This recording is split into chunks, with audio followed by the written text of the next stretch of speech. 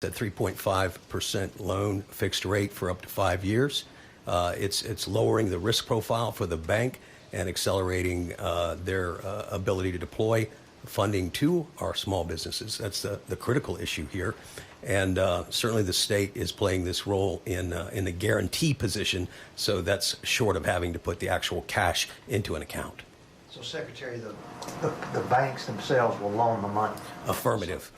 That's you're just guaranteeing it through your $10 million fund. We're making we're giving some comfort to the banks and making the decision at the loan officer level. They'll do the underwriting, they'll do the credit analysis, they will administer the entire loan experience with that customer. So we're not waiting for any guidance out of Washington. There's not some other may-I that you've got to come back to the state for.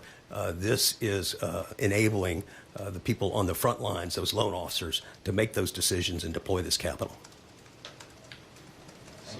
Secretary, so if you do participate, if you're a small business and you do participate in any of the loan programs through the federal government, you can still participate in this as well? Certainly, you can participate in our program without question. As for any influence or impacts that will have on eligibility at the SBA level, they'll have to get that guidance from their loan officer. Any other questions for the Secretary? I just want to echo the governor's remarks in that we're grateful for the team effort of the Louisiana Bankers Association, LPFA, who have all reacted very quickly, done work with us on the weekends to make this roll out as fast as possible, knowing that time is of the essence to our small business community out there.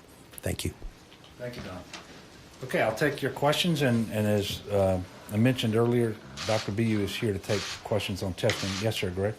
Governor, have you identified the next region where you will surge temporary beds, and what facility that will be? Yeah. First of all, the answer is no.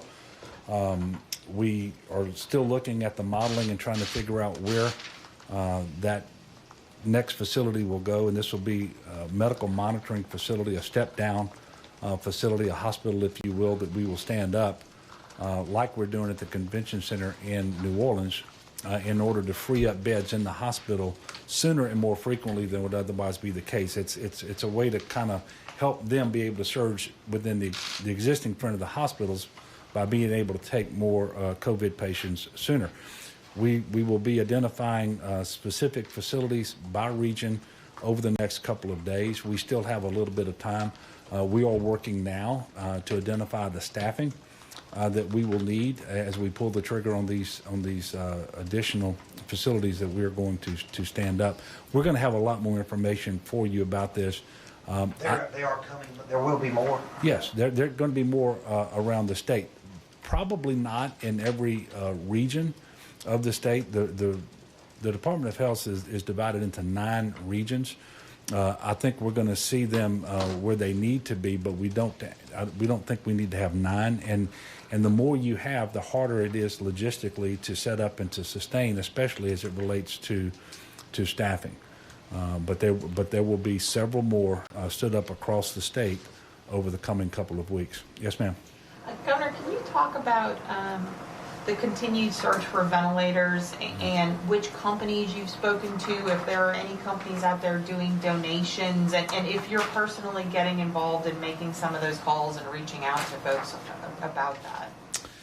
Well, we are looking for ventilators, obviously, from the Strategic National Stockpile. We were successful in getting 150 of those.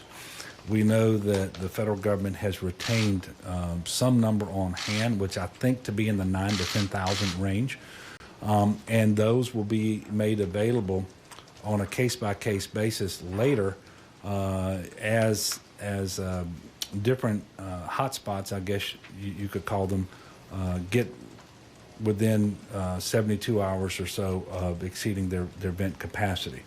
And then you'll be able to make additional requests, and if you can support that request with the kind of data that the folks at the White House Task Force and FEMA are looking for, then you've got a decent chance of getting an additional allocation from there.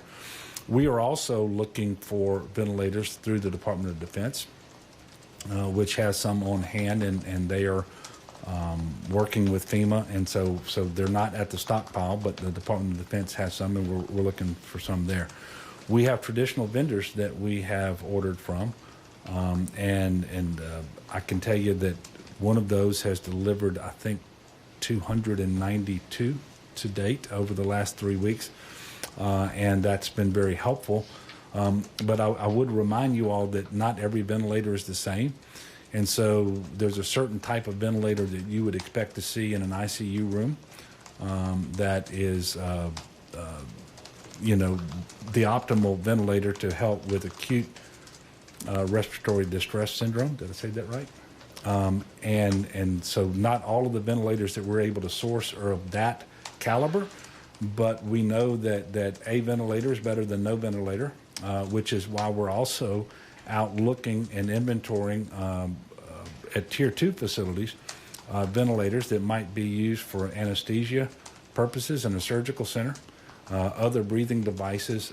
We're even looking for EMT type ventilators that you might see in an ambulance, for example. So we're doing all of that.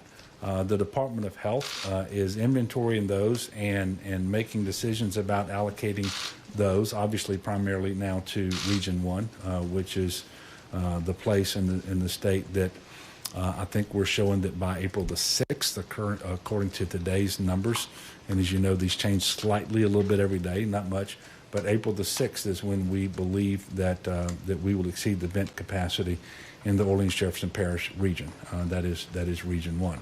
So this is a never-ending process. I had a call with the National Governors Association.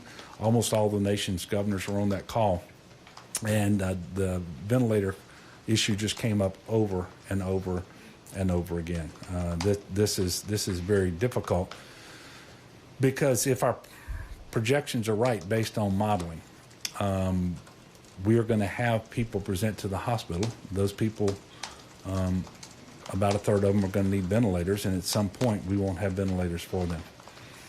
And as a result, we expect now that people will die because they will not be able to receive the care that they need.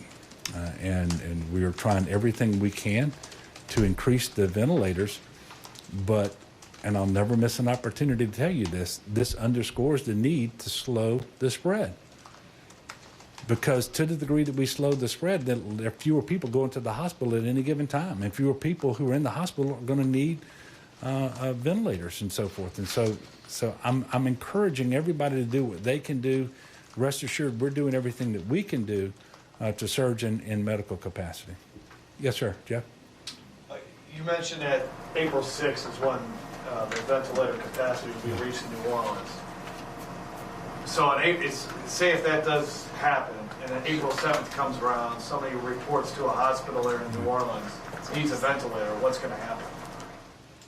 Well, I think you just answered your question. We won't have the ventilator to put them on. Now, Dr. B, I don't know whether that date includes the ventilators that we delivered today, for example, but even if it didn't, you're only talking about a half a day's difference, or maybe you get a full day out of it. And what I suspect will happen first is those individuals will be put on a ventilator that you typically wouldn't see in an ICU setting. And so it's not optimal, but before we run completely out, you're going to see individuals on these breathing devices that have been retrofitted or modified in some fashion so that they can function as a ventilator. You're going to see them on the surgical center anesthesia ventilators and so forth. And that will buy us a little bit of time, but it's not optimal treatment. And because it's not optimal treatment, you're not going to get the results that you would want to get from that, but it's better than nothing. But then it's just a matter of time then before you eclipse even your capacity as you've ramped it up with all these other devices. And those individuals are not going to have ventilators, and they're going to need them. I mean, it is that simple. I mean, that's why I've been telling people for weeks now, there is no reason to think that Louisiana won't look like Italy. And I know that's a hard, bitter pill to swallow, because that picture is rather gruesome. It's not what we're accustomed to. We don't ever want to see that. In fact, I think I saw where Dr. Fauci said today that the entire United States of America is on track to kind of look like